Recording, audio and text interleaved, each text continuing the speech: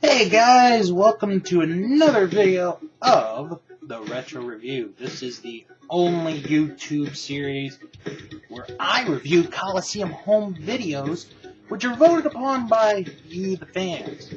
Of course, these videos, you can't find them at stores anymore. Really, the best way you could get them is through Amazon and eBay. Today's video is a very interesting one. Originally, in the profile series, this was advertised as being the Junkyard Dog. But for some reason that I don't think I'll ever know, they decided to change it. And it might have been for the better. Nothing against the Junkyard Dog. So instead of this video being about the Junkyard Dog, it is all about the Hart Foundation. Bret Hart, Jim Neidhart, and Jimmy Hart. And as you can see, I have the autographs of all three members of the Hart Foundation on here. Bret Hart is right here, Jim Neidhart is right here, and Jimmy Hart is right here. It took 2 conventions and about 7 years to get those autographs, but I got them. But anyway, this is a fun video, and why don't I get right into it. Craig DeGeorge is the host of the video, and we start right away with the Hart Foundation winning the Tag Team Championship against the British Bulldogs. This episode, or this match, aired on an episode of Superstars of Wrestling. It's a little bit famous, but it's also a little bit infamous because the referee was Danny Davis. And they start the match, as far as airing it, after Dynamite Kid is knocked out. So it's Davey Boy against both members of the Hart Foundation. And for a while, Davey Boy is beating both men. Like, he's beating the both of them. And he hits the running power slam on Neidhart to win the match. But Danny Davis is on the outside checking Dynamite Kid, who has not moved 1 ounce since he got knocked out by Jimmy Hart in the megaphone. So Davey Boy goes to grab Danny Davis, but Bret Hart catches him from behind. Double team move, and then the Hart clothesline. 1, 2, 3. The Hart Foundation win and become the new tag team champions. Then we see the Hart Foundation, months before they would win the tag team titles, they faced the Rougeau brothers, Jacques and Raymond, in Madison Square Garden. This is a good tag match. This is a fun match. At this point in time, the Rougeaus, they've been in WWF for a number of months, but they haven't, made it to where they would become, the Fabulous Rougeau brothers, be that heel tag team. And the Hart Foundation, they're already a well-oiled machine, a very good team. And it's a good match, very good style from these two teams. Raymond Rougeau, for, I'd say, most of the match, just gets beat up by both Bret and Jim. And then Jacques gets the tag, he comes in. And in the end of the match, it's very interesting. I like the ending to the match. Because Raymond does come back in. He gets tagged back in. So, Raymond Rougeau and Jim Neidhart, they're fighting in the ring. Bret is being chased outside of the ring by Jacques. Referee is distracted. Raymond attempts a sunset flip on Jim Neidhart, but Jim Neidhart is holding on to the ropes. Well, here comes Jacques leaping over Jim Neidhart to get a sunset flip on him, which gets Jim Neidhart to let go of the ropes, and the referee gets over. He doesn't know that it's Jacques that's pinning Jim, and he counts 1, 2, 3, and the Rougeau brothers get a win on the Hart Foundation. Then we go to, next, our only singles match of this entire tape. Bret Hart against Ricky the Dragon Steamboat. This was in the Boston Garden.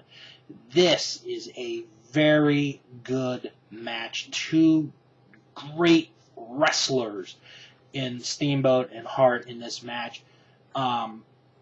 I mean, you could see just in Steamboat how good of a wrestler he is. And Bret Hart, it's at the time one of the rare singles matches that Bret Hart has. But you could see a little bit of what would become arguably one of the greatest wrestlers of all time in this match.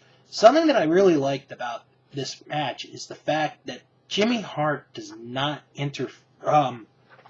he does not interfere in this match at all. He is out. He's at ringside. He's got his megaphone, but he doesn't interfere, which I liked, and it makes this match a little bit more better. Just solid wrestling all around from both men.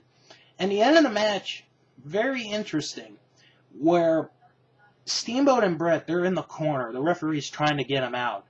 And then you get a reversal from Bret and then another reversal from Steamboat. And when that reversal happens, Steamboat sends Bret into the corner, but the referee is there and he knocks the referee down. And then they fight for a couple seconds, and then Bret Hart hits a clothesline on Steamboat. He's got him pinned for at least a 6 count, but the referee doesn't come up. And in the end of this match, Bret Hart is sent to the ropes by Steamboat. Bret Hart hits a cross-body block on the Steamboat, but the momentum takes him over, and Steamboat is the one that ends up covering Bret Hart. The referee gets his senses back together. 1, 2, 3. Ricky Steamboat gets the win in this match. And what's very interesting, and I'll tell you guys this story right now, because I got to meet Ricky Steamboat at a wrestling show about 2 years ago, and he got on the mic and he talked about Bret Hart because Bret Hart was there at this same show. Bret Hart and Ricky Steamboat only wrestled each other 2 times. This was one of them. The other one was in the Capitol Center over in Landover. Can you imagine just 2 times those 2 men ever met? Can you imagine if they had more matches? Wow. Then we go to a very interesting 6-man tag team match where the Hart Foundation is teamed up with the Honky Tonk Man. And they face a very unique but good 6-man tag team of Tito Santana, Davey Boy Smith, and the Junkyard Dog. This was a match that aired on Wrestling Challenge. It's a good match. I mean, it's not the greatest match in the world, but it is a good match.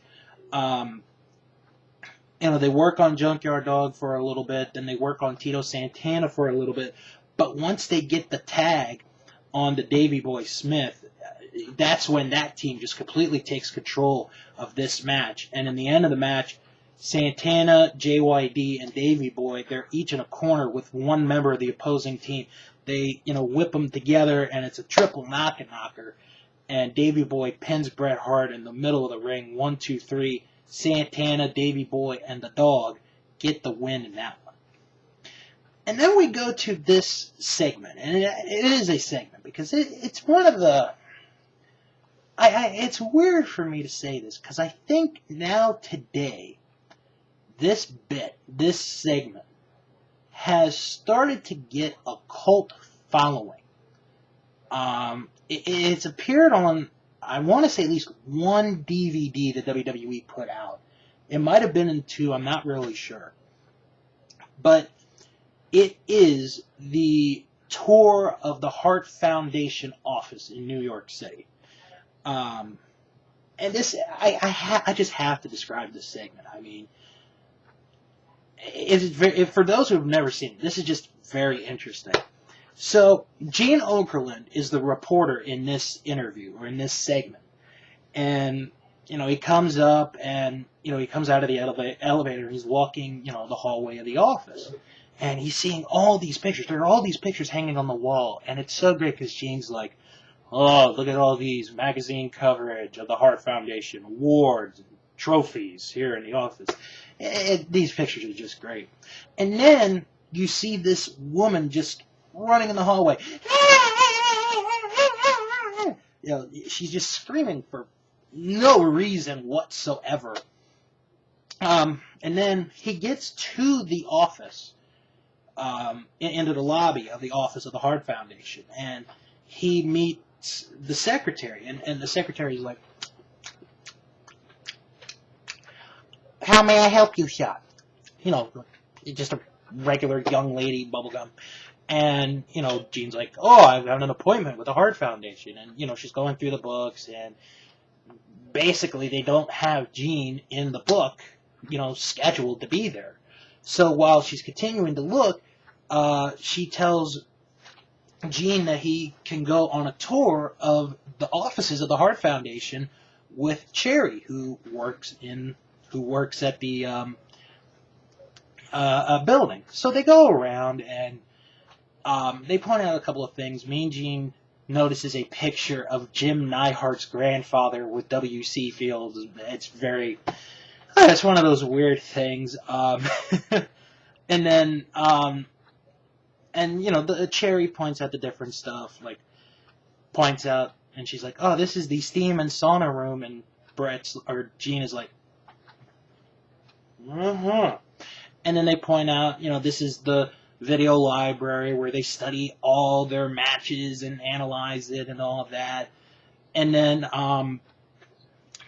Mean Gene asks Cherry, how many secretaries, how many people, how many women are there that work in this building? And Cherry's like, over 200. And Gene almost drops his mic. It's just real classic. It's real gold.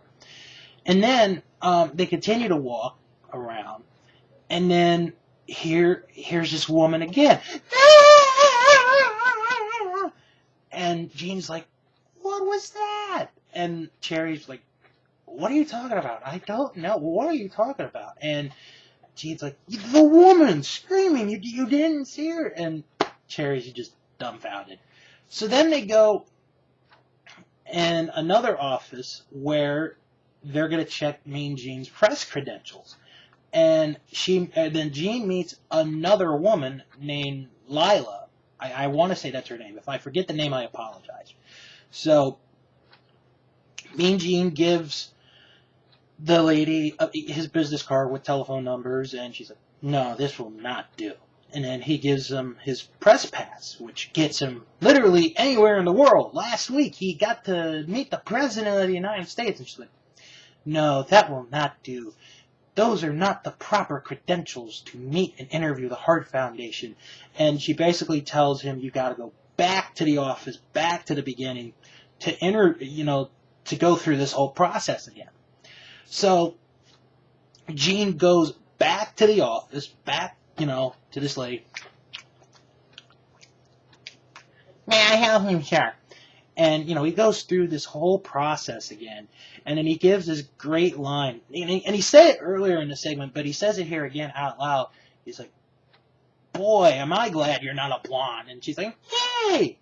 And then Gene hears noise. He hears a noise in this next room. Well, he just burges right on in, and there's the Hart Foundation.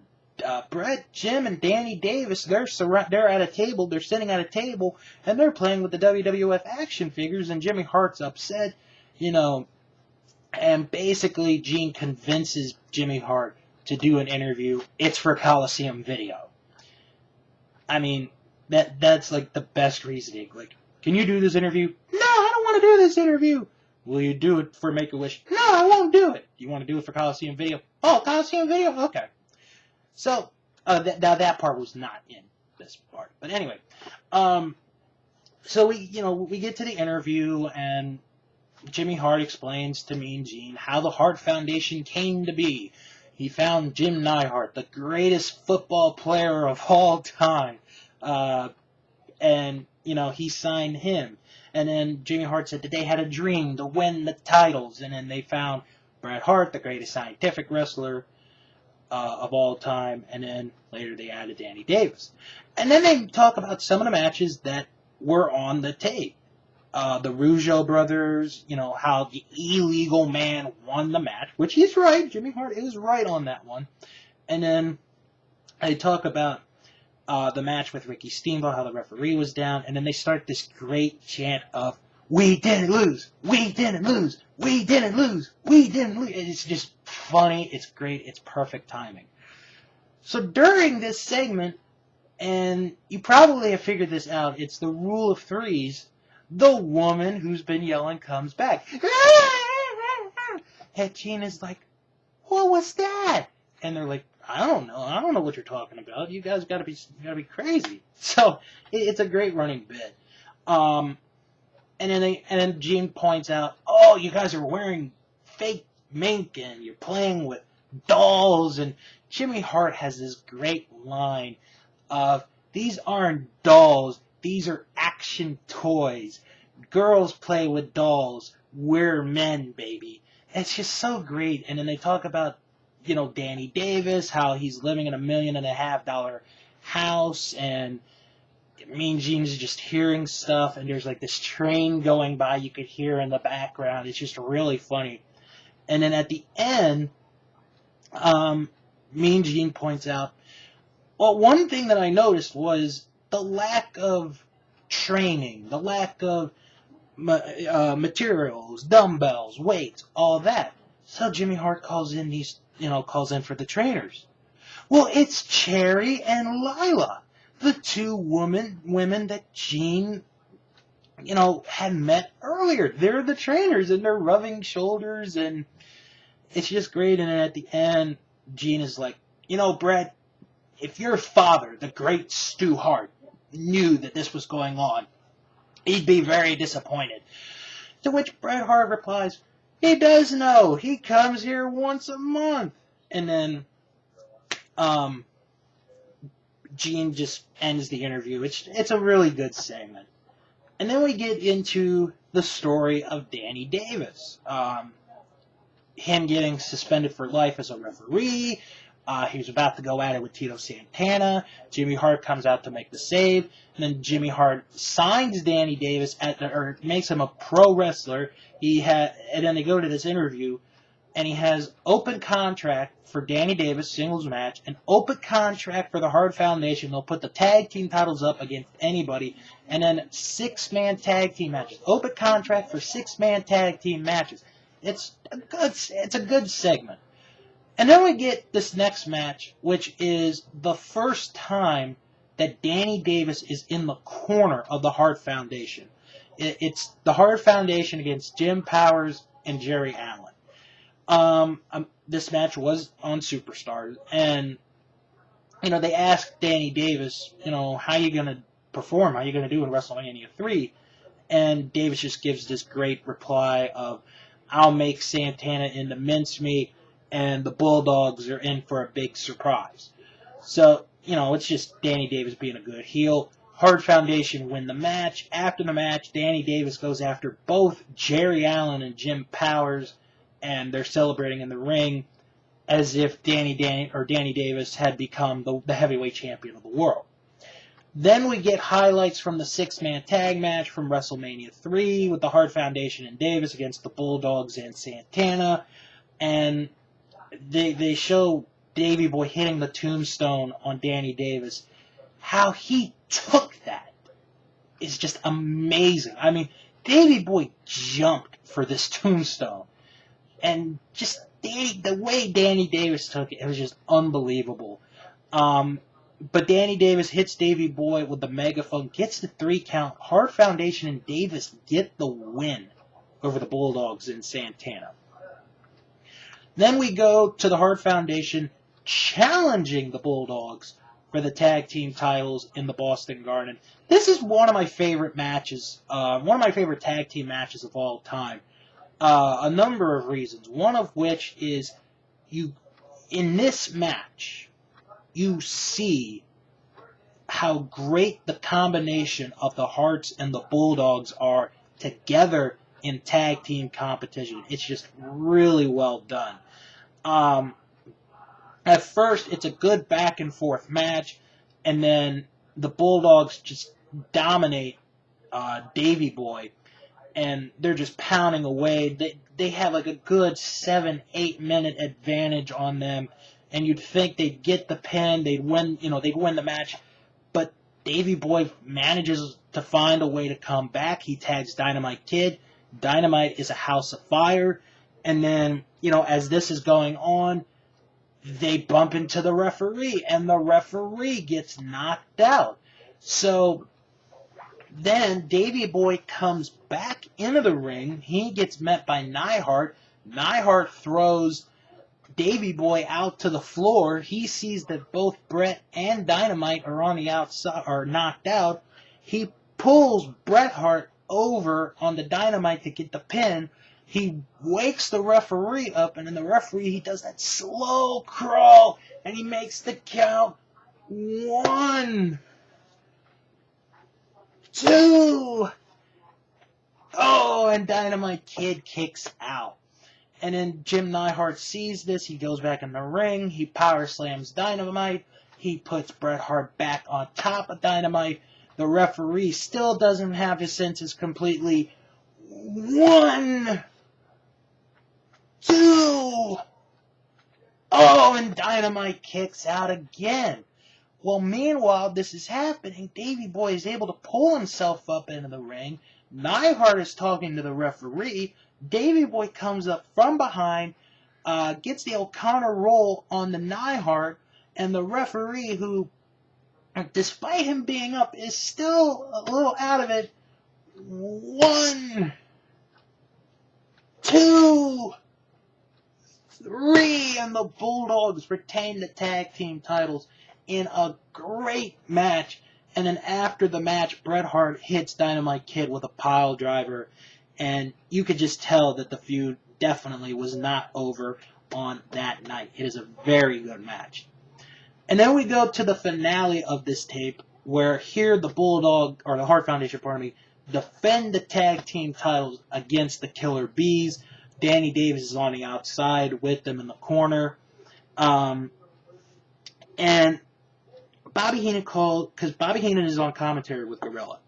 So Bobby Heenan calls Jimmy Hart over and he asks him, how did you get Danny Davis? How did you sign Danny Davis?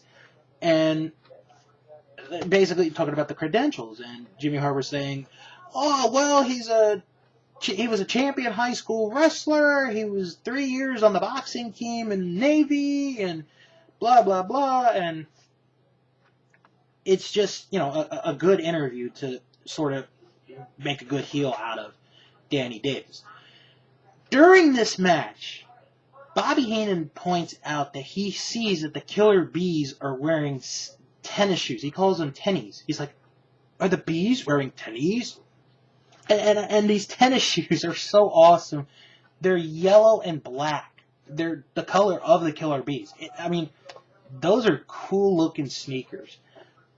Again, the Hart Foundation, gets control of the match on the B. Brian Blair. And then eventually he gets the tag to Jumpin' Jim Brunzell, and Jumpin' Jim is on fire. He's taking complete control of the match. And then we get to the end of the match. It's a very weird ending because as Brunzell is pinning Bret, the bell rings. Well, okay, we know that this is an hour time limit match, and I don't think the curfew is in effect in this. So the bell just inadvertently rang. The referee is tied up with B. Brian Blair and Jim Neihart. So Brunzell is going to give Bret a slam. Here comes Danny Davis into the ring. He hits a double axe handle to the back of Brunzell, which takes him over. Bret gets a pin. Almost looks like a small package. 1, 2, 3. The Hart Foundation win. They retain the tag team titles, and that is the end of the videotape. So what did I think about this tape? This is, to be honest, this is one of my all-time favorite Coliseum videos. I just loved this tape from the first time I ever saw it when I was about 11, 12 years old. Great action from beginning to end. You see the Hart Foundation against some of the top teams at the time, the Bulldogs, the Rougeaus, the Killer Bees. Plus, you also see other wrestlers. You see Santana, you see the Junkyard Dog, you see Ricky Steamboat in a match. very, very good matches. And then you have the Office segment of the Hart Foundation. It's just a really well done videotape. And I know, like, I saw a copy of this video, this one, minus the autographs. This is mine. I'm keeping this one forever. Like, the opening bid was $45 for this tape. I've seen this tape go for a lot more than $45, but that was like the starting price. So this is one of the true treasures of Coliseum Video. I mean, if you're a fan of Bret Hart, or if you're a fan of tag team wrestling, or if you're just a fan of the Hart Foundation team itself, I definitely recommend this tape for you. Now, usually at the end of this, it would be the end. I say goodbye and all of that. But since this is the end of the 11th release of these videos, I'm going to rank them. Gold, silver, and bronze, like the Olympics. Gold is very, very close. And I'm sure there are going to be some people that are going to be a little bit upset with this. And maybe it's a little bit of favoritism, but I got to give the gold to the Hart Foundation videotape. It was really good. Told a very good story of the team. We saw some of their good matches, real good matches at the time. And it's just a fun videotape to watch. The silver medal goes to the best of the WWF Volume 11. This was a really good videotape as well. It was really close between those two for what I thought was the best video, which one would be the gold medal video. And really, you could put this over the Hart Foundation videotape, and I would not be angry with you. I would say that you'd have a good argument. But I just got to go with the Hart Foundation as the better, but not by much. Not by much. Best of the WWF Volume 11 is a good tape as well. And the bronze medal in this one goes to the history of the Intercontinental title. It's an alright tape, but it could have been so much more considering this is the Intercontinental title, such a prestigious and beloved title around the world in wrestling. Well, I hope you guys enjoyed this edition of the Retro Review. You could join the Facebook group, and you'll find out about when you can vote for the next edition of the Retro Review. The voting will begin sometime real soon. I am Bill. I hope you guys enjoyed the Retro Review. And for all of you that are getting snow like I am, have fun, be safe, and come back for another Retro Review. So long.